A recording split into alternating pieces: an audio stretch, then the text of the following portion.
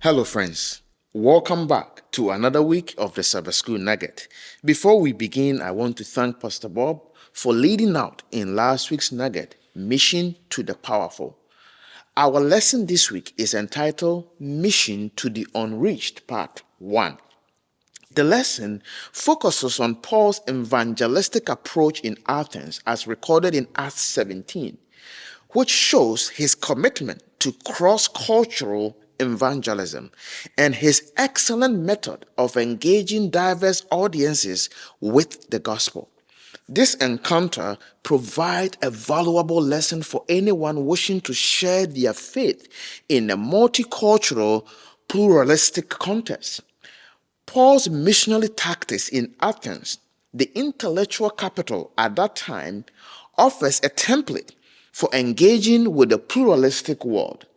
It demonstrates that while the core of the gospel remains constant, the methods of delivering it can and often should be adapted to better connect with diverse audiences. In the book of Acts chapter 17 verse 1 to 16, Paul's journey leads him to Athens, a city immersed in idol worship, a sharp contrast to his own upbringing. Disturbed, yet moved by compassion, Paul doesn't turn away from the people. Instead, he sees a people in need of salvation from their misguided devotion. In modern cities today, idol worship aren't always as evident as the statues of Athens, but they are present in different forms. Excessive materialism or the pursuit of pleasure above all.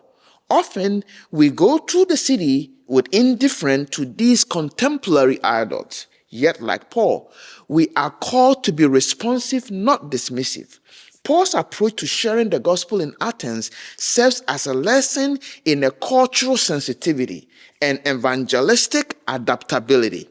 He didn't set up pulpit. Instead, he stepped out into the marketplace, a hub of the Athenian life and thought. There, he engaged with the philosophers and the common people, learning and understanding their worldview to connect with them more effectively. In Athens, Paul couldn't rely on the shared belief about the God of Israel or the history of the Jewish people. This meant nothing to them. He had to find common ground, starting from their point of understanding to guide them towards the gospel truth. This event, resonate with the experience today as we encounter people with little or no background of the Adventist belief. Our method must evolve. Our message must remain the same, yet be delivered in a way that resonates. What works in one cultural context may be entirely inappropriate in another. It is the responsibility of the church to communicate clearly. In communicating his messages, Jesus often used language and metaphor that resonate with his audience. To the woman at the well, I am the fountain of living waters. To the fishermen, I will make you fishers of men. To the farmers, the harvest is plentiful, but the laborers are few. To the shepherd, I am the good shepherd. To the builders, the stone that the builder rejected has become the cornerstone. You get a point. Reflect on your environment and consider how you can adapt your approach to effectively share the love of God and the truth of the gospel, just as Paul did. Every city, every culture, every heart present a unique landscape with a seed of faith that can be sown. Let us be the gardener who will tend to this field with wisdom and adaptability, guided by the lead of the Holy Spirit.